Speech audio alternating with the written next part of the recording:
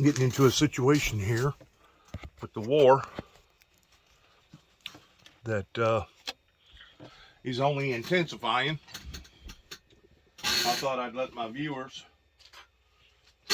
watch some of it in regards towards it being Saturday. What is this? March the 12th, I think it is. Maybe March the 13th. This is Saturday, March 2022. Anyways, just watch this for a second, and then I'll make a reply. Witness firsthand the worst of the carnage from Russia's invasion, as well as incredible acts of humanity and courage on display from the Ukrainian people. Joining me now is Rolling Stone correspondent and MSNBC contributor Jack Crosby. So glad to have you back, Jack. I know last week that you told us about your harrowing escape from Kharkiv right as it was coming under attack. What was traveling inside Ukraine like overall? And for those trying to escape the violence, what are they up against? Thanks so much again for having me.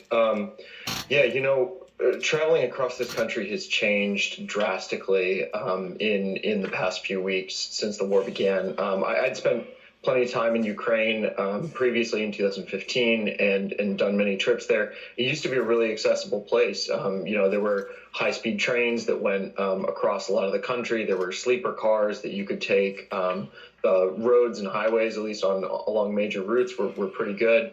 And this is just a drastically different picture now. There are hundreds of thousands, millions of people trying to make their way across this country, particularly from the cities that are coming under attack. And, what struck me is just the uncertainty of every possible form of transportation right now. Train routes are disrupted and inconsistent and just absolutely jam-packed with people. The roads are plagued by extreme traffic jams that stretch for miles at checkpoints. Everywhere you go, there is uncertainty both to your physical safety and to what you're going to find on the road next. And I think the only thing that's really getting a lot of people through this is sort of the everyday hospitality and generosity and kind of collective spirit of a lot of people who are traveling along these routes. Yeah, and those folks who have not come under attack yet, how are they preparing for what might come? I mean, what's their emotional state? Yeah, you see it all over the country, really. My first stop out of Kharkiv was the river city of Dnipro in sort of southern Ukraine. Dnipro has not come under direct attack by Russian ground forces yet. They're still outside of the city, but it did suffer some severe bombing and missile strikes just in recent days. But when I was there, you see everyone in the city basically mobilizing and preparing for war. I spoke to a museum curator, where part of the museum had been turned into a kind of makeshift center for mutual aid supplies and stuff, not military things, but just, sleeping bags and everything like that. There are people filling Molotov cocktails in other warehouses around the city. The museum curator told me that the body armor and helmets they had on a display commemorating the earlier war in Donbass had been redonated back to the military for use on the front lines. So it's really just sort of this profound entire societal shift in how people all across this country are preparing for war and expecting it to come to them soon. That was extraordinary. Can you imagine the items being placed in an antiquities and historical museum like that being said, hey, we got to put these to good use, and we get them out to the military? That is absolutely extraordinary. What about the blog post in which you write the humanitarian aid that we've seen sent to Ukraine so far is woefully inadequate? And you write the U.S. and NATO seem only interested in solving problems with force and are disinclined to use their power for other means. So what do you think NATO countries should be doing to help the humanitarian crisis that they're not doing already? I mean, just anything, vastly more. I mean, when you look at the sheer numbers that are coming out of this, there's over 2 million refugees that have left Ukraine at this point. Over 1.2 million of those are in Poland, which is a NATO country. And you just saw in Ellison's reporting and in your previous blogs, these countries are not set up to take in this amount of people. This is the biggest refugee crisis that we have seen in recent years. Well, certainly not at this speed, Jack. I mean, it's happened so fast. I mean, the exodus has just been alarming. We're looking at pictures right now of, cars backed up, but literally the flow over the border. Ali Velsi was saying in Hungary, it's sometimes 12 hours long just to get through the border crossing. You're waiting there at the border. Absolutely. And these are things that militaries can help with. I mean, a military's core strength, the modern military, like the United States, like all of the NATO powers, their core strength is in bureaucratic organization and logistics. Militaries are extremely good at moving large amounts of people from place to place, moving large amounts of equipment, and doing all of this. I don't see why NATO generals and NATO commanders are not thinking more creatively as to how they can alleviate human suffering with those massive resources at their disposal. I mean, NATO's budgets are almost irrelevant when you consider, the well over $700 billion that the U.S. puts into its military every year.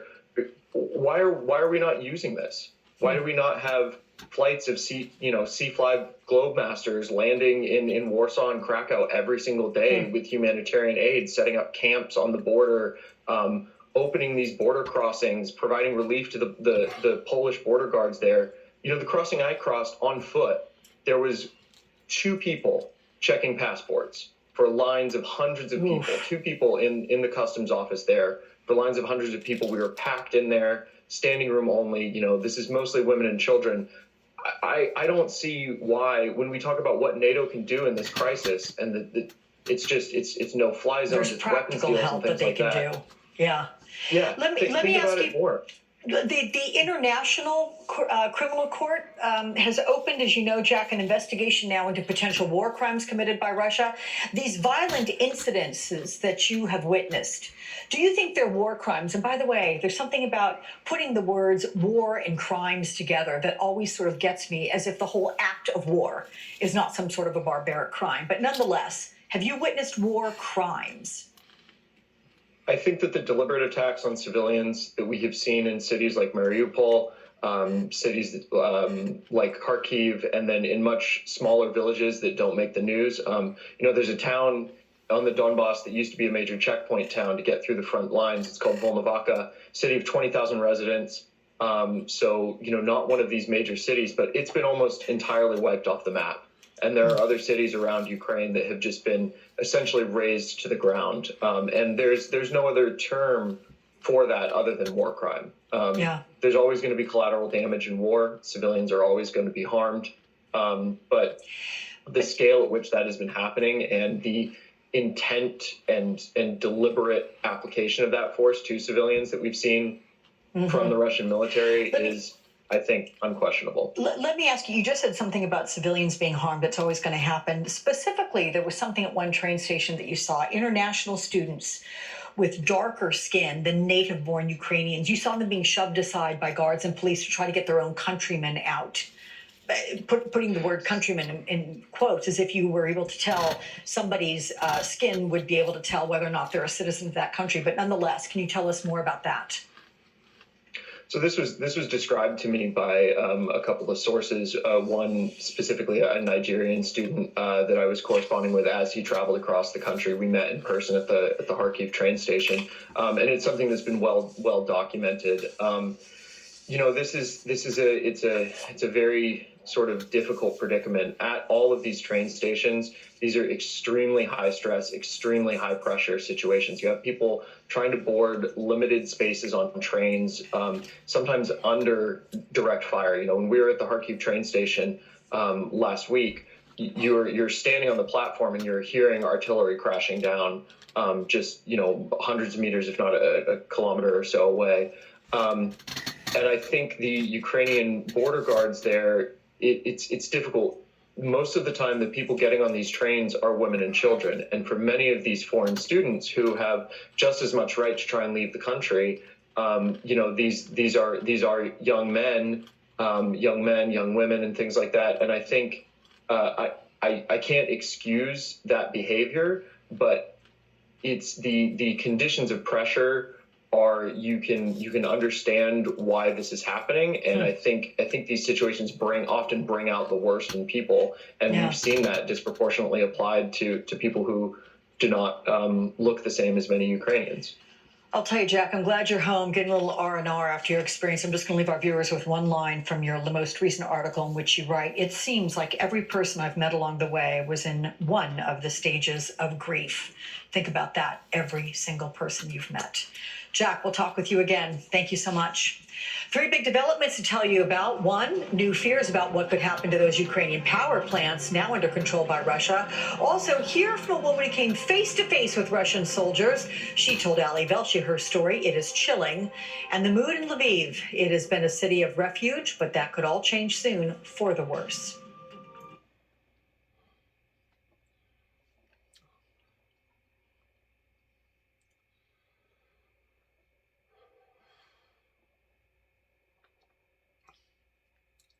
Breaking news out of Ukraine as attacks by Russian forces intensify. Ukrainian President Volodymyr Zelensky is accusing Russians of kidnapping the mayor of the southern city of Melitopol. Protesters today taking to the streets demanding his release.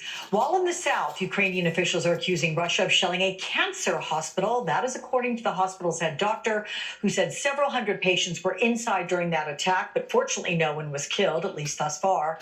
Plus, a new voice today joining the calls for the end of the violence in Ukraine. Pope Francis pleading in a new tweet, "Never war. Think first about the children, about those who are deprived of the hope for a dignified life, dead or wounded children, orphans, children who play with the remnants of war. In the name of God, stop."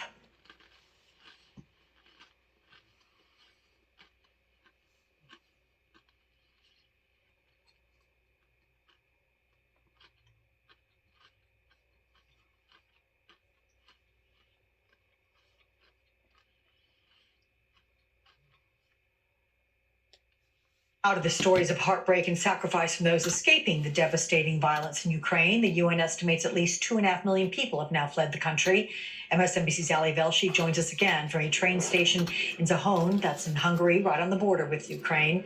So every person, Ali, who gets off one of those trains has a story. What are they telling you? Yeah.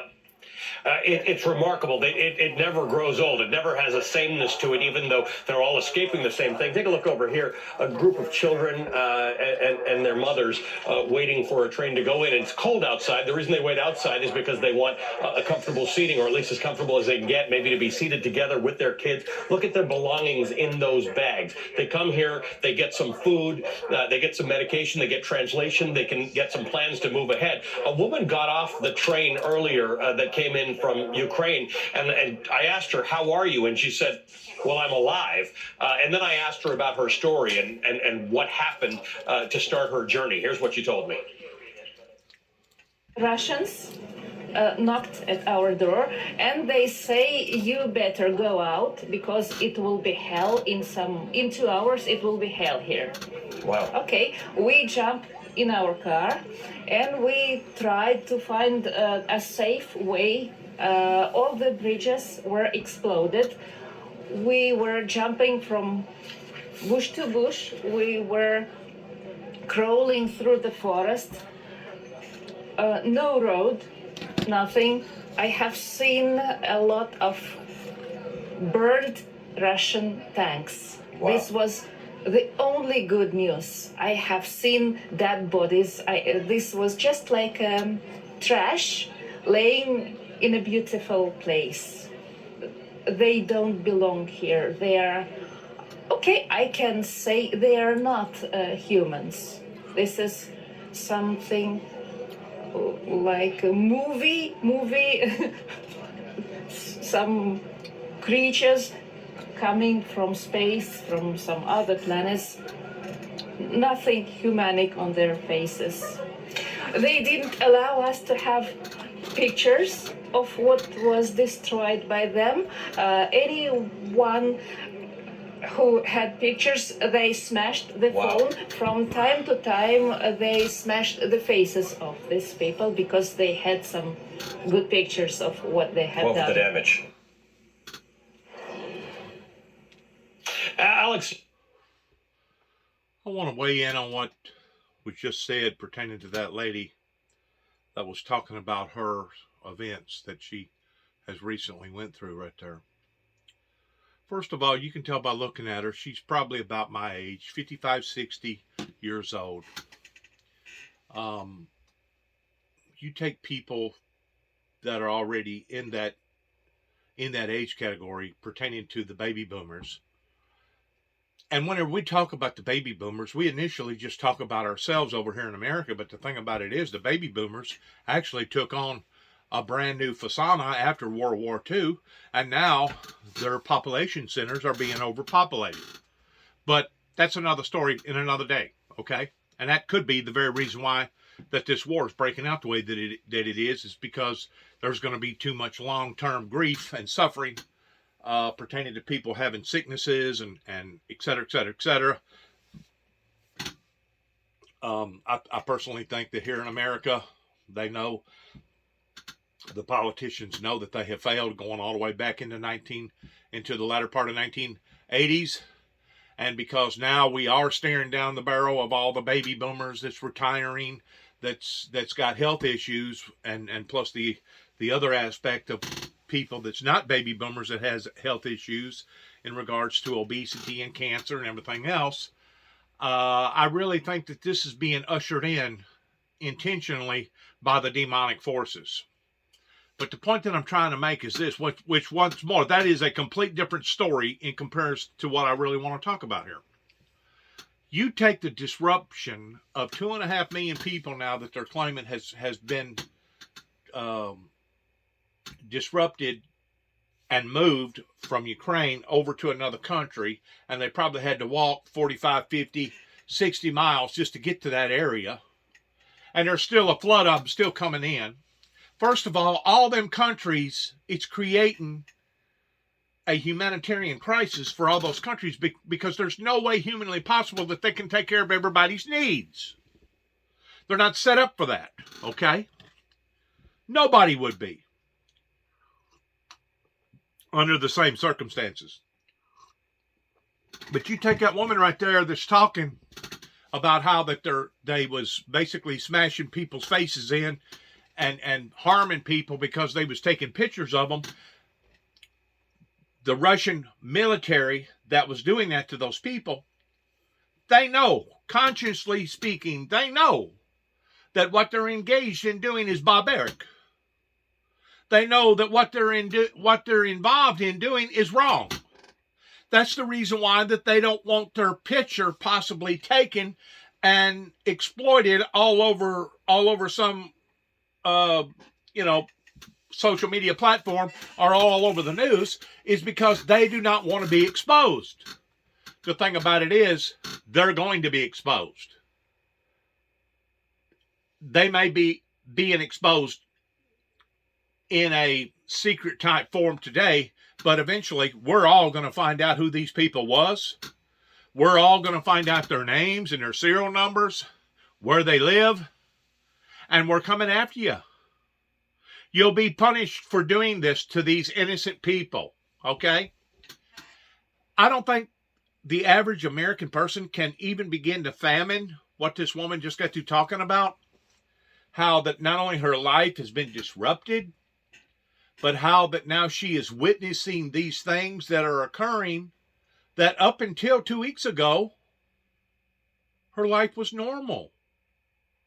She had a routine. She went to places. She done things with people. Everything was hunky-dory. Well, now those things is no longer hunky-dory. Now they're scrambling towards saving their own lives.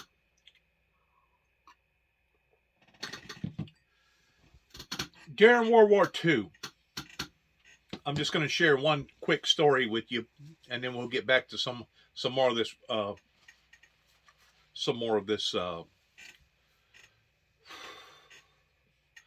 going to use the word carnage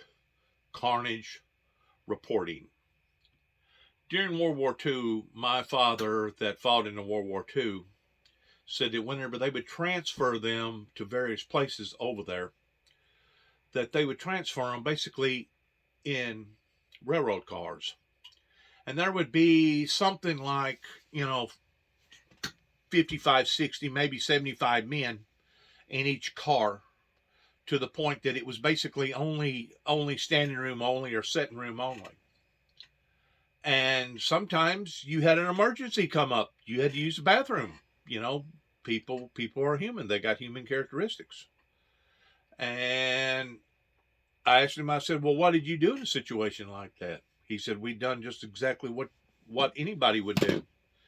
He said, you took the liner out of your helmet, and you basically crapped in your helmet, and you handed your helmet to the next man, and that man handed it to the next man, and that man handed it to the man beside him, until it got over to the man that was sitting beside the door. He's the man that throwed it out the door. And then you brought the helmet back, and it passed from one person to another until it got back to the original person, and the person put his liner back in his helmet and put it back on his head. The American people have not had to never deal with anything like this in today's society. There's very, very few people that has fought in wartime crime areas that now is exploding all over that region that will affect the world in some form or fashion. You can just about bet your bottom dollar on that. But the American people in general have been spoiled. They've been given everything. They're not appreciative. And they've never had to face off anything like this woman right here is talking about.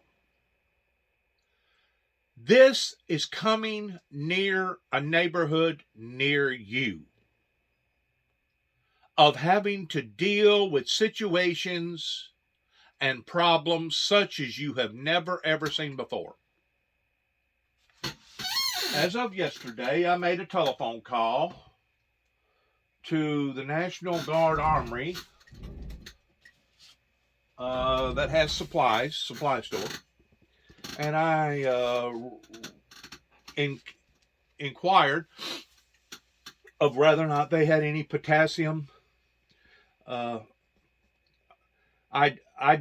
Idina pills, IODIE, Idina pills, pertaining to helping reserve your pancreas in case you're exposed to a great deal of radiation that could actually save your life. The woman immediately that I was talking to asked me a question. She said, "Sir, I want to ask you a question." I go, "Okay, what is the question?" She goes, "Do you really want to be the last?" And whenever she said that, I hesitated for a second. And then I thought it through towards what she was asking me. I go, "I don't know. Should I?" She goes, "Well, you think about it. That's a whole lot of people to have to bury that has died before you did. In addition to the suffering and the pain that you yourself are going to have to go through." She told me that all the pills that they originally had after 9/11 had basically either went bad or they throw them away. Basically, it's a type of salt tablet. And she told me that they did have some radiation suits, but they basically have a life, a shelf life. She said, but your radiation suit ain't going to do no good if you don't have radiation boots to go to the radiation suits, radiation gloves, and a radiation mask that goes over your head. And then you got to have the proper air filter device that you breathe through. And just like drinking your liquids, it's got to go through a straw to where you don't get access to radiation whenever you have to drink something or eat something. And she said, in addition to that, the radiation suits themselves, being exposed to radiation, only has a very short lifespan. And whenever she said a very short lifespan, she's talking like less than 8 hours. That in that 8-hour period, after you're exposed to high levels of radiation, you're supposed to be able to go into a concealed room, kind of like a laboratory, to where you take off all your clothing, your radiation clothing, you dump it into something. This is after they decontaminate you with this spray. You take that off, and then you immediately put on another radiation suit just to be able to go back outside. She goes, do you really want to be the last? And I thought that through a little bit longer, and I said, you know what? You may have a good point there, ma'am. Just in case of a nuclear war pertaining to people trying to extend their lives by taking this potassium iodine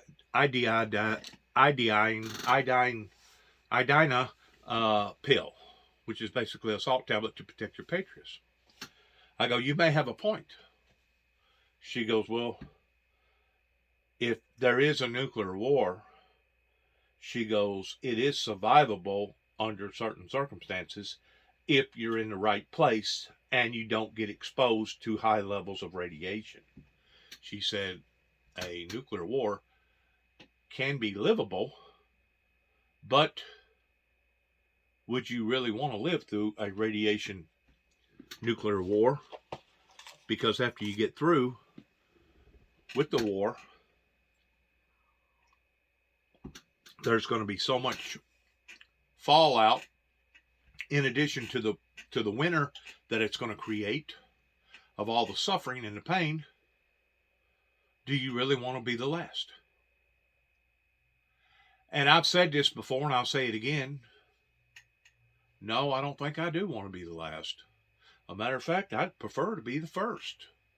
I truly believe that this is reaching the level that before this is over with, we are all liable to think that the lucky ones are those who has already done passed before we have. Even Jesus, while being on the cross, while they was crying and moaning and upset about him fixing to pass, looked down upon to the audience that was watching him doing all this suffering and said, weep not for me, but weep for your children and yourselves and your children's children. And the reason why Jesus said that is because he knew that he was fixing to reach that golden state towards no longer having to suffer in the physical form, in the body. And he knew that once that was over with, where his eternal home was going to lie, spiritually speaking, because he knew who he was and what was going on to begin with. So as far as his suffering, he was at the end of his suffering. He was at the end of his suffering, and he noted, and that's the reason why he looked down upon to the people and said, weep not for me, but for yourselves and for your children and your children's children. I truly believe, as the Bible is fulfilling itself in the last days, where it talks about that there will be commotions and wars and rumors of wars and troubles, this is all part of the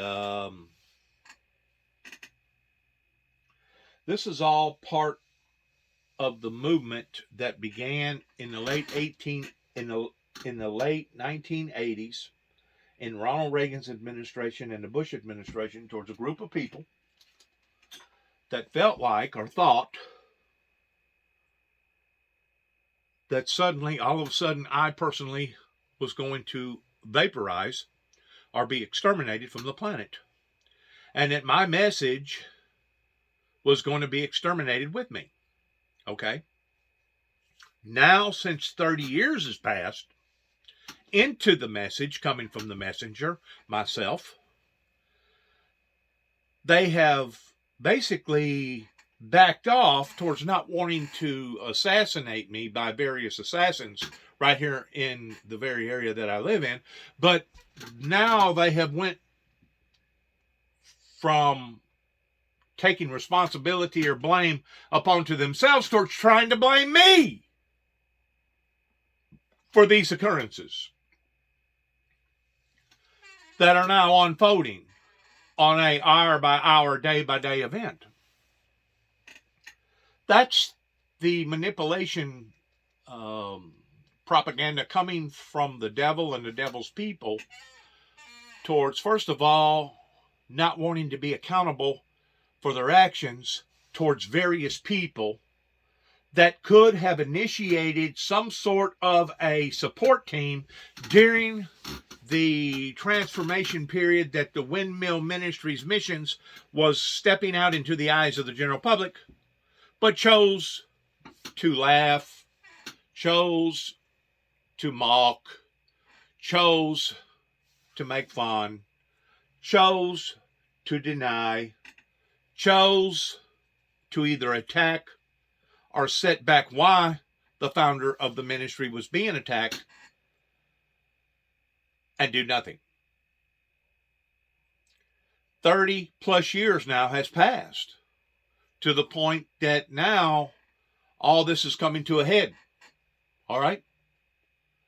And I have said this before, and I'm going to say it again. The founder of the Windmill Ministries did not fail the people. It was the people that failed the ministry because the people never supported the ministries. The people never backed up the ministries. And the people never wanted to get entangled or partner up with the founder of the Windmill Ministries that has now led into total destruction, not only pertaining to the big theater that we're looking at pertaining to the major war now, that as far as I'm concerned, this is all part of a this is all part of the plan towards taking our thoughts and our minds off the little things, and now we're going to be looking at the bigger things. In other words, they're creating this diversion, kind of like a bank robber that's going to rob the bank on one end of town. Well, he creates a diversion towards setting something on fire on the other side of town. That way everybody is looking and paying attention to the big fire on one side of town while they're over there robbing the bank. I think that this is a diversion because not only the American politicians that has put us in this predicament that we're now in, going all the way back to the late 80s, but I feel like that this has been manipulated by various leaders, beginning with the Illuminatis, the Fortune 500s, the powerful of the powerful, the richest of the rich, and they're basically playing this thing out, hoping that eventually it will turn into some sort of a major calamity towards diminishing the population. That's what I personally believe. I also believe that 9/11 was planned because it's very obvious that whenever America got a hold of the message pertaining to our politicians back then, in reality didn't want to support peace, because if they did, there would have been a complete, total, different reaction towards biblical Bible prophecy fulfilling itself. Rather, they went to war with Desert Shield and Desert Storm towards pretending like Saddam Hussein had bombs of mass destruction, killing thousands, if not millions of people over in that district. And then, of course, after we got attacked, then they created another diversion towards everybody focusing in on the Afghanistan war, that now it's pretty obvious that the American people has now witnessed towards that backfiring on our American politicians to the degree of being mocked. While all these other countries set back, basically it was like a sabotage deal, set back, scratching their heads. Well, I thought these Americans was for peace. They said that the first seal in the book of Revelations had been opened, and they talk about the Antichrist, the mark of the beast, the one world government, and the mark 666. So in a way, they sat back and allowed for us to use up all our resources, all that time, all that energy, sacrifice all them lives after 20 plus years, and now whenever we walked out, less than 11 days later, made a mockery out of a 20-year attempt towards trying to play it off like it was the Afghanistan people that masterminded and financed 9/11, knowing the whole time that it was Saudi Arabia that was bedding down with the Bushes pertaining to the Americans being associated with the oil industry over in Saudi Arabia pertaining to OPEC. This is sad. It's a very, very sad event that the world is fixing to experience because of this movement of the so-called church industry or world that wanted to play this off like it was some sort of a game. And now, 30 plus years later, we're just now starting to see the repercussions of their actions. In addition to all the drug abuse, in addition to all the open sex, in addition to all the porn, in addition to all the homosexual and the lesbianism that is against the Bible's free will towards society acting and participating this way, in addition to all our jails being full, federal, state, local jails being full, in addition to all the drug overdoses, in addition to all the suicides, in addition to all the mass murders, in addition to us being $30 trillion in debt, in addition to our roads and our bridges falling apart, in addition to all the illegal immigrants coming down on the south border. These are all indications of our American politicians that has failed the American people. Beginning at the core.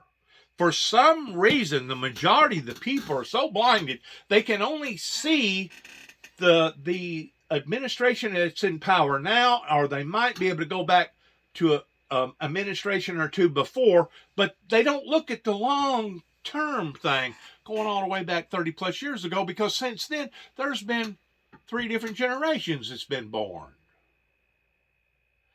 That's the reason why I'm one of the witnesses.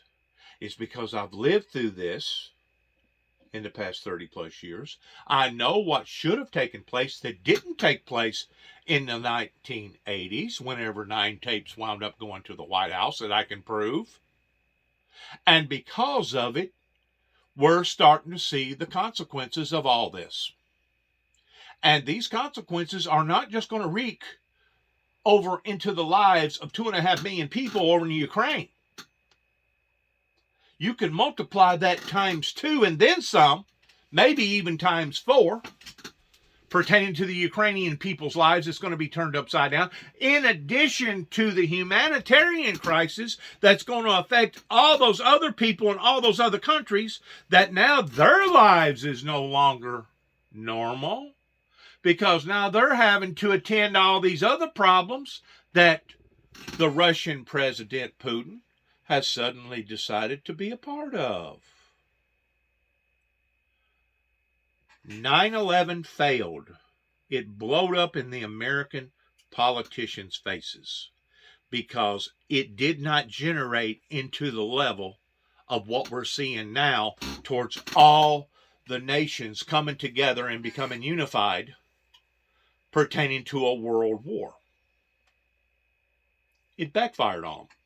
Not only did it backfire on them then, towards what didn't happen that they was hoping to happen, but it backfired on them 20 plus years later, which now puts us where we are today, which now puts the founder of the Windmill Ministries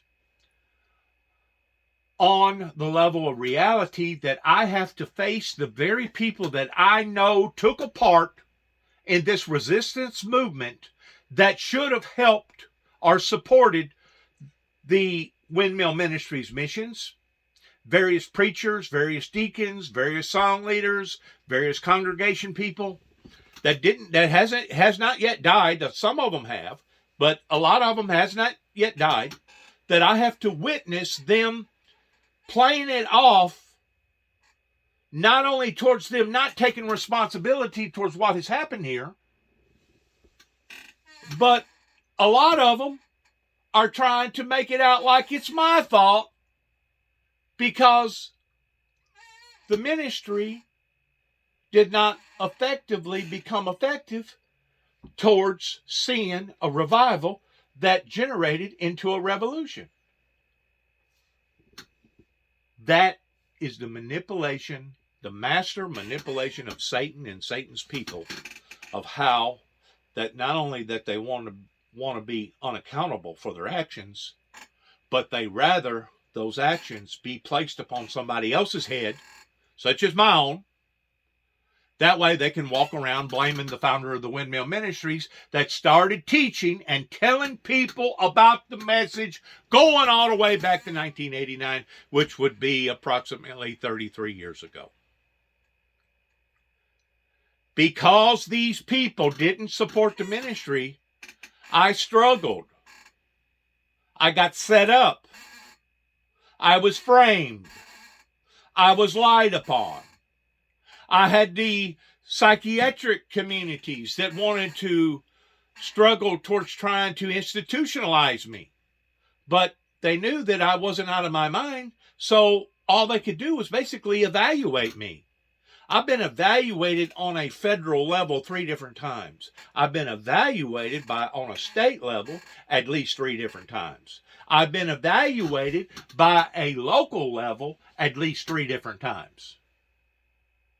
Every one of the doctors and the staff members that I have been in front of, I have been able to pass these qualifications of being out into the eyes of the general public again and again and again. But at the same time, keep in mind that every time they do this, it creates a delay. It creates a movement that has now put us where we are today towards watching all this grief and despair that is not only going to affect the Ukrainians' lives, but it's going to affect each and every person's life, beginning with the Reagans and the Bushes. I just had a neighbor pull up to my road a while ago, and I just had a conversation with him. And the conversation was, what is going on? Me and him basically agreed that this is all a game to the American politicians and the politicians throughout the world towards playing with their citizens. They know that they have failed us because the COVID has put such of a strain on various governments that it's made them go backwards. In other words, this is going to be the straw that's going to break the camel's back.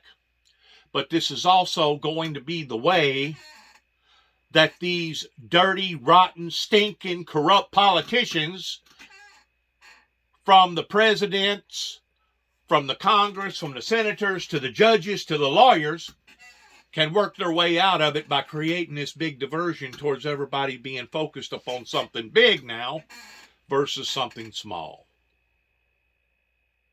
In the past 2 weeks, have you heard anything about the disruptions of people's masks? Have you heard a whole lot about COVID? You know, all these small matters all of a sudden got pushed off to the side and put on the back burner, and now the theater of war is taking over. This is the diversion that I'm talking about that has been manufactured by man. And the reason why it's being manufactured by the human corrupt individuals is, first of all, they know that the world is overpopulated.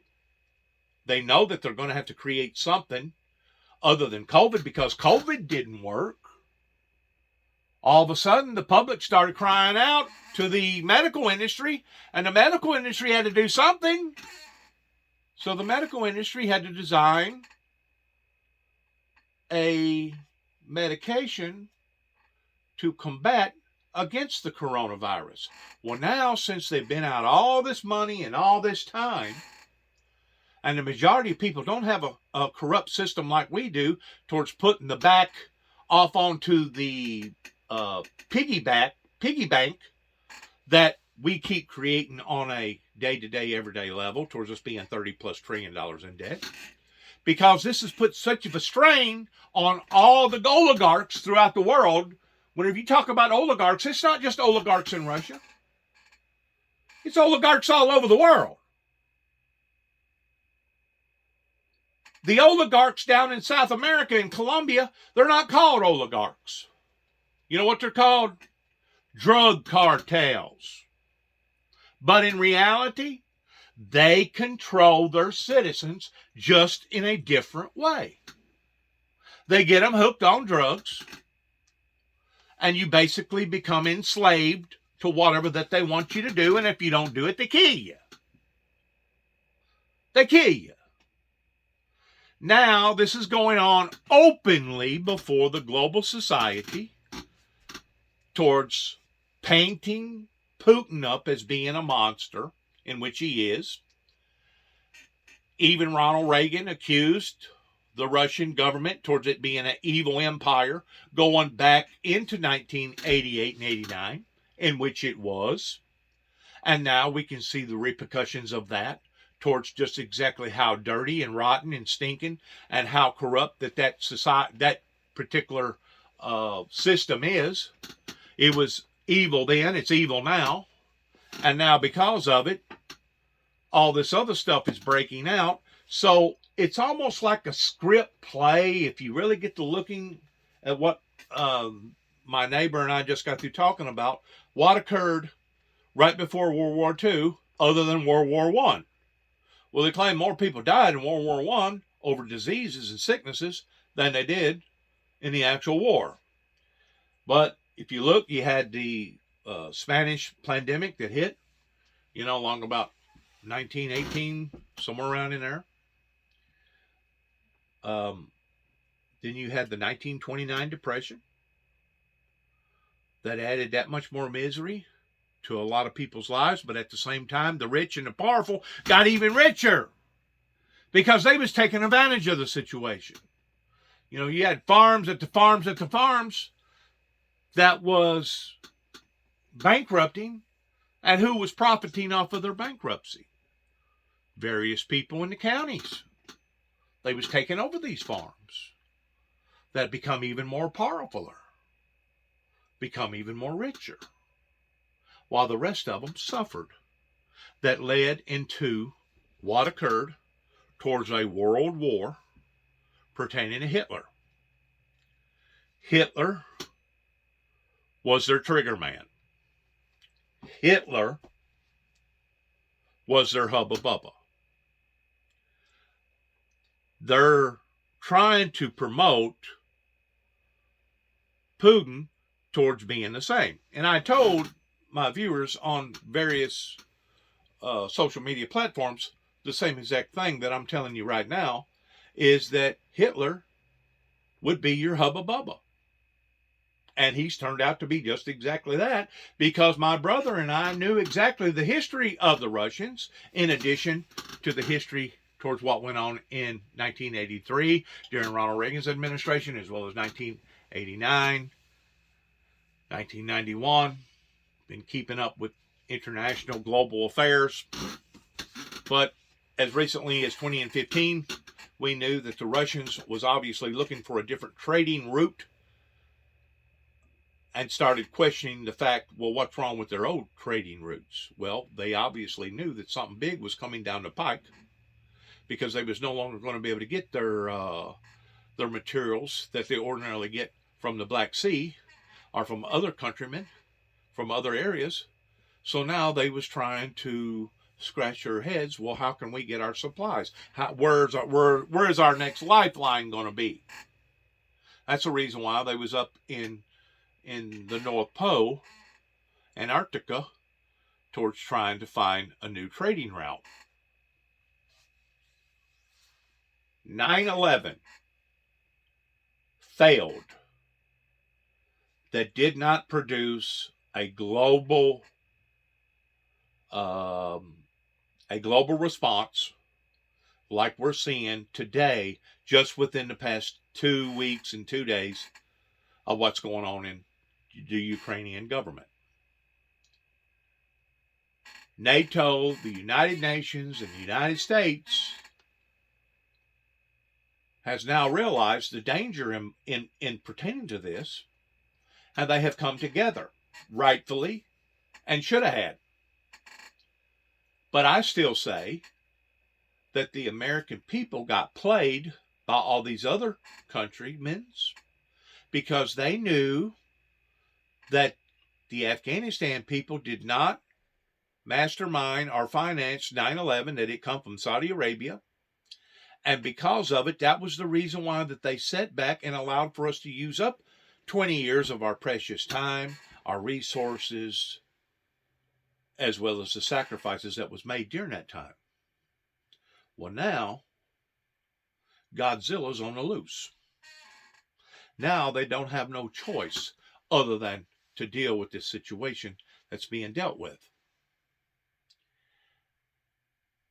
I'm kind of like a lot of people, because a lot of people has done already told me that consequently this is the repercussions of the American politician as well as the American so-called churches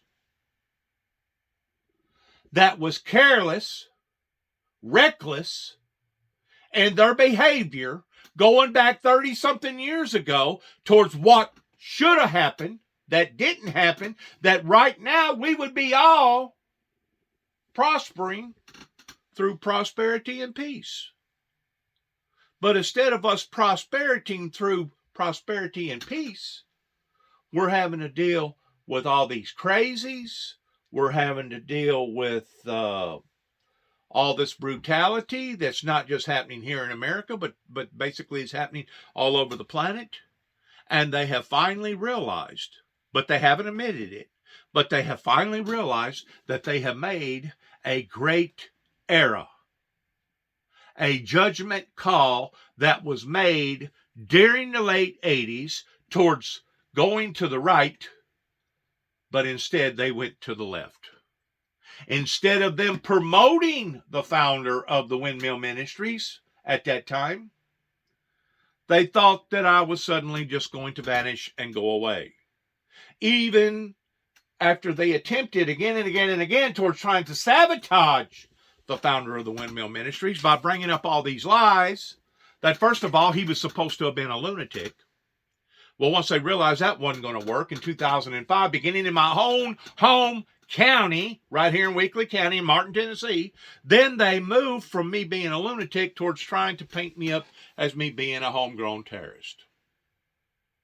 And the whole time, the people that should have been looked upon as being homegrown terrorists was the people that was involved in this movement towards trying to shut the founder of the Windmill Ministries down. You know, you get to looking at the Mennonites, the Amish, and I'm going to use this particular religious group because they're just one of them that I know that won't bear arms, even at the rate of a takeover pertaining to the Jehovah's Witness. These people refuses to take up arms and unite in a patriotic form, even at the expense of losing our sovereignty as an American citizens and some other regime coming in and taking us over. If anybody should be looked upon towards being a betrayer of our country and our country's policies, it should be these people. But instead, it's much easier for them to point their fingers at me rather than point them fingers at themselves. I got news for all the local, state, and all these people that's played a part in this towards thinking that they was going to get away with this.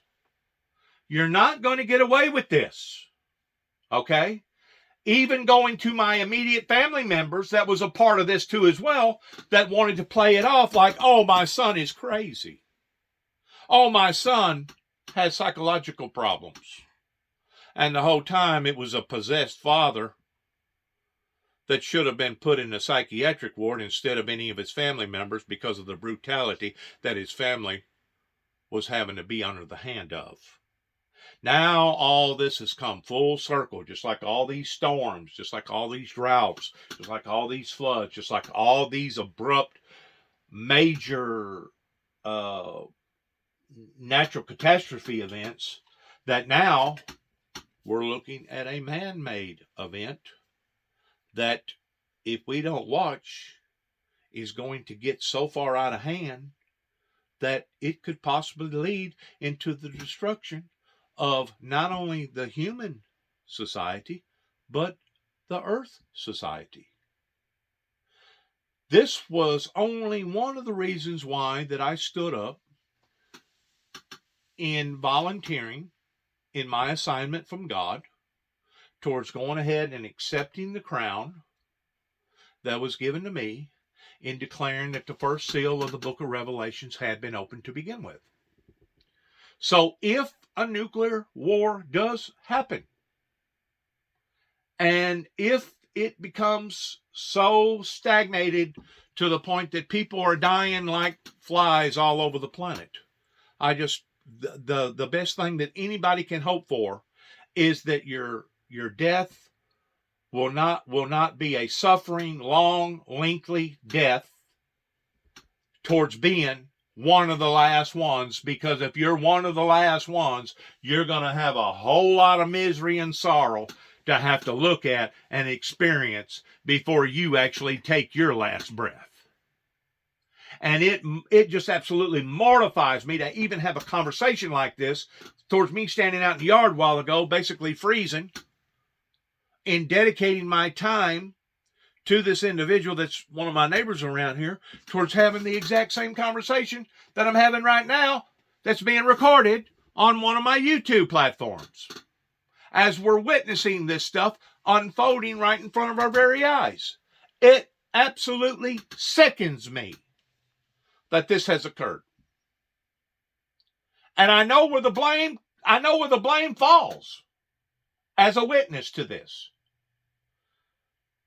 Now, the elderly society, the adults, the baby boomers, especially those that played a part in trying to act like that this had never occurred, they know exactly what I'm talking about towards it being accurate, right down to the T. And they know that they're guilty because I spent endless amount of hours and days and weeks and months and even years towards putting my message out to the general public pertaining to dropping off material at various churches. Well, now, since this is unfolding the way that it's unfolding, you're getting what you deserve. You're getting just exactly what you've asked for. The only problem is you're still not coming clean towards admitting it. But now you have somebody now that's bringing these charges before you in this lifetime, and don't think for a second that I'm not going to stand in front of the great white throne judgment towards accusing you of the very same things in the hereafter life that I'm accusing you of today. Because I promise you I will, as a witness to God, as a witness to my testimony, as a witness to what's going on right now today, not just with the Ukrainians, but the planet called Earth, I will stand as a witness to testify of these matters. I have been isolated from all these different churches, beginning with the Pentecostal movement that I thought was sold out to God, but come to find out they was just playing churchy with their own emotions and with God himself, because wasn't none of them truly sold out to God. Because if they was, they would have supported this ministry, even though it sounded a bit unusual, even though it was steep, even though it was rich, even though it was down to the core. They would have supported the ministry, beginning with the Pentecostal people that's supposed to be enlightened of supernatural spiritual things. They will stand in guilt and in shame, as well as the Methodists, the Presbyterians, the Baptists, the Jehovah's Witness, the Church of God, the Assembly of God, and all the other above.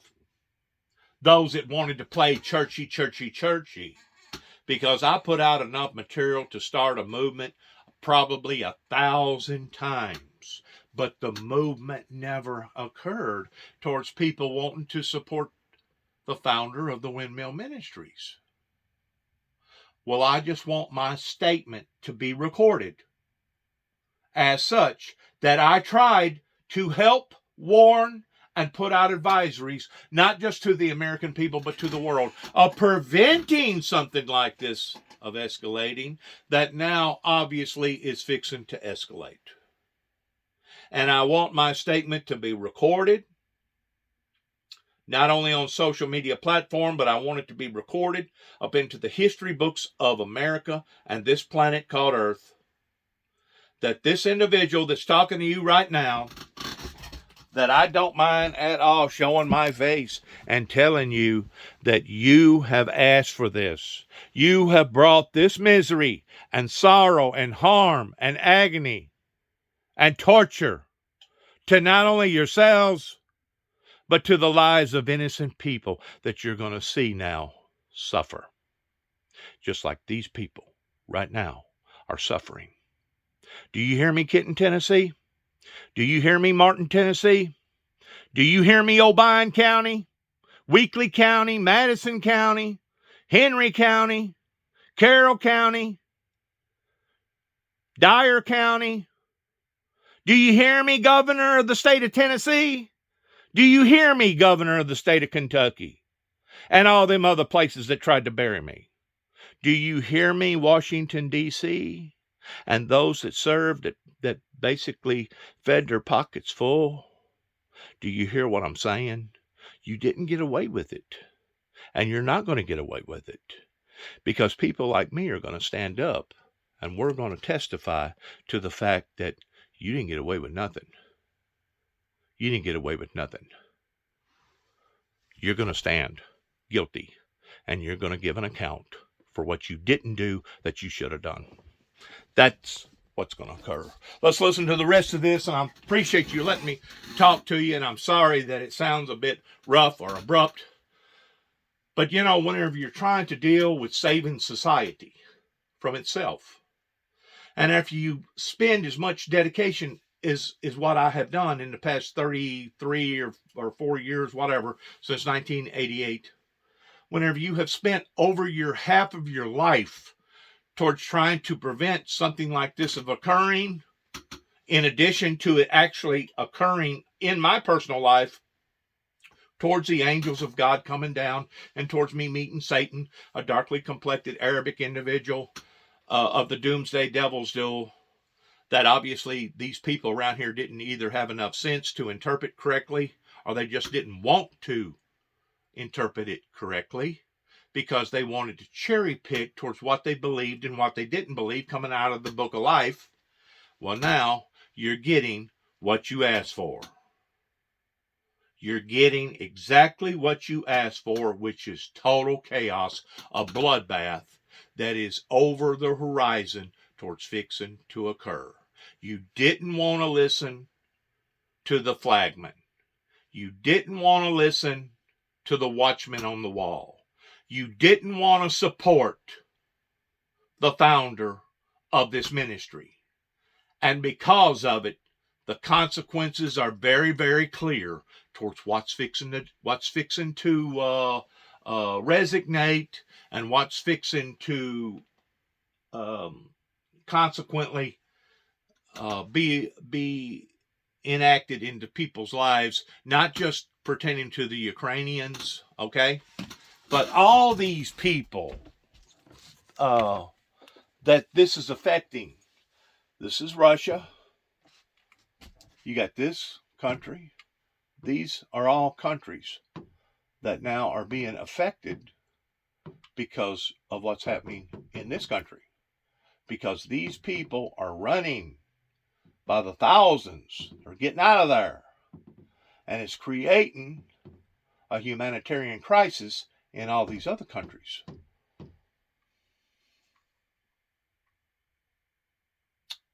This could have all been avoided if things would have been handled properly in 1988. But because they wasn't, I guess now we all go to plan B. And who knows? Before it's over with, we may actually go to plan C.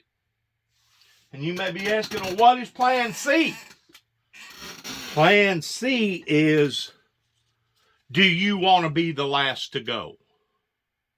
Do you want to preserve your life towards ordering potassium, iodine, and pills towards preserving your life to see that much more sorrow or misery. What our governments should be doing, they should be making cyanide tablets available for their citizens if they cared anything about their citizens. That way, if something obnoxious was to occur towards a maniac, such as, I'm going to use an illustration that a lot of people know about, North Korea, that wanted to set the world on fire, rather than us going through a slow, antagonizing death, we could all end our lives quickly rather than go out in a slow, unmerciful death. If our government officials cared anything about us at all, they would be making proper preparations in case the inedible took place. Do I see anybody proposing that right now? Nope. Do I hear of anybody even talking about that right now? Nope. Are they even talking about something long term towards us getting totally out of hand to the point that it does become a third world war? Nope. You know why? Because they're playing it by the cuff. They're playing it for day to day, for hour to hour, and whatever occurs, they try to deal with it on the level that it's being dealt with. And to be quite honest with you, as far as I'm concerned, this whole thing is a catastrophe. None of the allied countries is handling this situation in a proper form. Now, I'm not going to sit here and tell you how that they should be conducting their business, because I'm not a politician. I've never owned up to being a politician. I'm for the kingdom of God. I'm for the end time events pertaining to biblical Bible prophecy and the teachings of the Lord Jesus Christ. It's above my pay grade for me to sit and tell you as a military instructor towards what I believe that should have done or what shouldn't be done as of right now. Because as far as I'm concerned, right now should not be happening while I'm sitting here having to witness this. But obviously it is, because of a resistance movement that began during the late 1980s, after me trying again and again and again and again, getting knocked down again and again and again. Well, let's get him off the airwaves. Let's get him out of the eyes of the public. Let's try to promote him as him being a nut. Well, we can't succeed in trying to promote him as being a nut. Let's try to promote him as being a monster. Let's try to promote him as being a homegrown terrorist, beginning here in Martin, Tennessee, and then up towards Kentucky and over in Oklahoma. We tried again and again and again to shut him up. And we can't shut him up. He's still breathing. He's still living. He's still talking. You're damn right I am. And I'm going to continue to talk. And I'm going to continue to make my accusations towards various people that should be, as far as I'm concerned, held to the fullest degree of the law. If the law is truly for their citizens, should be held at the very top of the law of giving account for what that they have allowed for this now to obviously get out of hand. And if you think that it's not going to affect your life, hang around. Just like the Walmart slogan. That's right. Coming near a neighborhood near you. It is so sad. And this attempt towards wanting to sabotage or assassinate the authority and the will of God towards not only what occurred then, but what has occurred in various intervals towards the individual that you're looking at right now, towards trying to give out advisories and warnings to not only the American people, but to the world, that obviously got ignored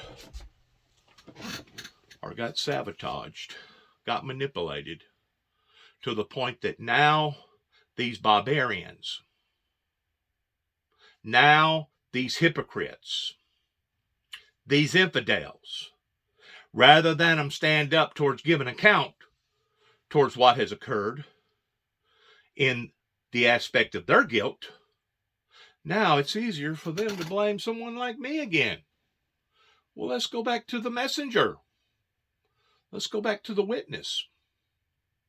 Let's go back to the one that we tried to taint to begin with on some sort of a character assassination attempt, and let's put all the blame off on him. Well, isn't that just like the devil and the devil's people towards trying to blame all of this commotion, all this hurt, all this misery, and all this sorrow going all the way back to the beginning of time? Let's blame it on the Creator. Let's blame it on God. Let's blame all this on the Lord Jesus Christ. People have been deceived. They have been manipulated. They have been bamboozled. And if they're not willing to come clean in admitting to that, there's nothing else that I can do. This is out of my hands, okay? It's not that it's necessarily above my pay grade. It's out of my hands. And the proper people that should be held accountable and responsible for the things that are obviously unleashing themselves on an hour-to-hour level have still not come clean. We're still not seeing that deep, pathetic movement pertaining to the churches coming together and seeing that revival that will escalate into a revolution. And because of it, it leads me to believe the same thing that I've been saying all along. They never did want peace to begin with. They acted like they wanted peace. White man speaketh with forked tongue. Speak of peace out of one side of his mouth, but speak of condemnation out of the other. Well, now their condemnation is going to fall up onto their children and their children's children. In addition to them becoming all messed up because of drugs, impregnated because of participating in the wrong type of activities in their lifestyle, you have brought this misery and sorrow upon to yourselves. That is the message that I have today on the 12th of March, 2020, leading into a third world war event that now the politicians of today have to sweep under the rug towards what the politicians didn't do back years ago, that obviously most American people either chooses not to believe or to see. As a witness, may God help us all. As a witness, may God have mercy upon us all. Because what that they have planned to do is now going to be full face towards coming back upon to themselves. The misery, the sorrow, the agony, the harshness is now going to be coming back to them, just as Jesus said, what a society or what a person sows, that shall he also reap. And now they're going to reap it, and they're going to reap it in the sense towards watching it unfold, not only to others, but to themselves. That's what Obion County, that's what Weakley County, that's what the state of Tennessee and Kentucky and Washington, D.C., and all these other surrounding areas that knows about my message, that's what we're fixing to watch. We're fixing to watch a bunch of two-faced, lukewarm hypocrites still be in denial of their accountability commitments to not only the American people, but to the world. Lviv is off limits is sadly not true. Yeah. What do you know about the Russian troops edging closer now to Kyiv? We're hearing about a 15-mile radius or so, essentially trying to ring the city. How confident are you that the Ukrainians can hold the capital? Well, they've held the capital for the last 3 weeks. So Putin had the view that he would knock over the Zelensky government within 24 hours and have control of Kiev and effective de facto control of the entire nation. They haven't managed that. Now, Kiev is an enormous landmass. It's 13 times the size of Manhattan. So the idea that you can easily encircle it is very difficult. Having said that, the enormous amount of attacking thus far from the Russians has been through the northwest of the city. They've tried to penetrate through those defenses, and the Ukrainians have fought very valiantly to hold them off. The asymmetry of their weaponry has allowed them to really kill a lot of the tanks, so to speak, with the rocket-propelled tank-killing propulsion technology that they've received principally from the United Kingdom. So that has really allowed them to level the score with the Russian army. Their tanks have to really move in the main part of the street, so they're heavy artillery, obviously, but they have to go out in the open. So if you have the right kit, you can take them out. Now, the last 24 to 48 hours, we've seen that large column of Russian troops and military heavy artillery started to move towards the city. The concern is now they're coming more from the east. But again, the reports are that a huge amount of those tanks were destroyed by not just handheld rocket technology, but also drone technology that the Ukrainians have. So, yes, they're outmanned and yes, they're outgunned, but it's a hard landmass to take in Kiev, and the Ukrainians are using asymmetry to their advantage. Okay. Misha Zelinsky, excellent reporting and perspective. Let's try and get you back on next weekend again and give you another weekend review here. Thank you so much. A Ukrainian city that experienced unspeakable horrors during World War II now prepares for Vladimir Putin's fury. Next, Odessa summons the courage for a fight.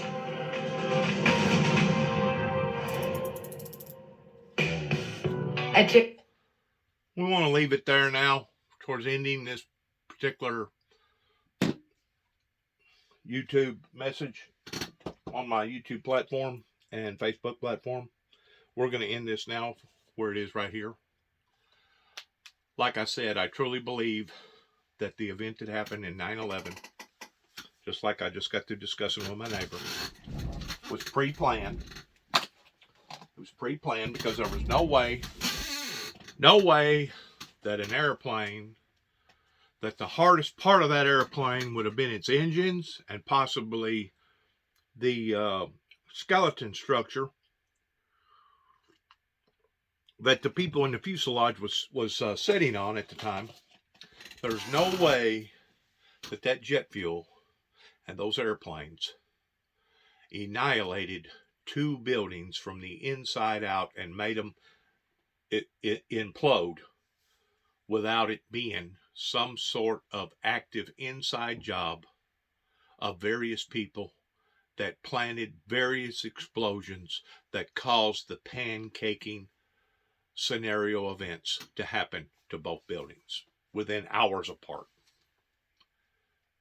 So, people like myself, we can talk, we can try to explain our feelings and our ideals and our theories, but until there's a movement that's actually going to open up these things to actually investigate these things from the head to the toe, just like who is actually financing the 27 or 9 different terrorists. We know for a fact it was Saudi Arabia. Until we're willing to come clean and identify these things and hold various people accountable, going back, 30-something years ago or even 20 years ago, pretending 9/11, until we're willing to do that, it's just like a dog chasing after its tail.